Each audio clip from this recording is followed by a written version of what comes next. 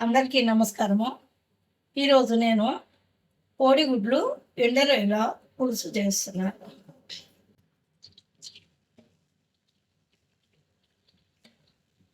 ఒక 3 స్పూన్ల ఆయిల్ వేస్తాను.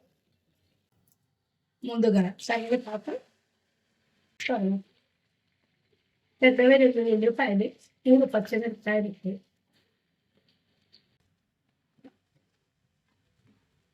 ఇలా వేగిన తర్వాత త్వరగా వేగిన తర్వాత ఉల్లిపాయ పచ్చిమిరపకాయ ముక్కలు కడిగి తోకలు తలకాయ తీసుకొని కడిగి పెట్టుకున్న రొయ్యలు ఇలా ఒక 5 నిమిషాలు రొయ్యలు కూడా ఉల్లిపాయ పచ్చిమిరపకాయ ముక్కల్లో వేయించుకున్న తర్వాత పసుపు ఒక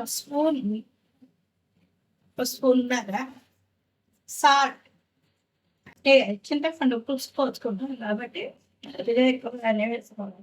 కారం కూడా ఇది నాన్ వెజ్ అవుతుంది కాబట్టి ఇందులో 2 స్పూన్లు కారం, 2 నిమిషాలు కలదిప్పుకొని ఒక పావు లీటర్ నీరు పోసి మూత పెట్టుకొని ఒక 10 నిమిషాలు ఉడికించుకోవాలి.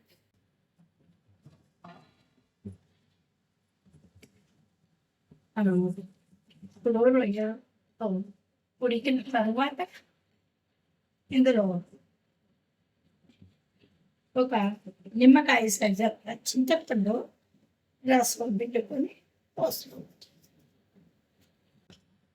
ఇలా మరలా ఒక 10 నిమిషాలు పులుసుతో ఉడికించుకోవాలి.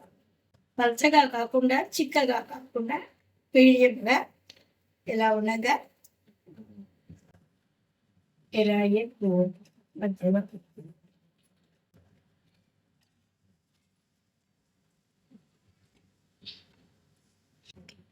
2 నిమిషాలు ఇందులో ఉడికించుకొని కోడిగుడ్లు ఎండు రొయ్యల పులుసు రెడీ. మీరు కూడా ఒకసారి ఇలా ప్రయత్నించండి, చాలా బాగుంటుంది. వేడి వేడి అన్నంలో వేసుకుని తింటే పెద్దవాళ్ళు తినచ్చు, పిల్లలు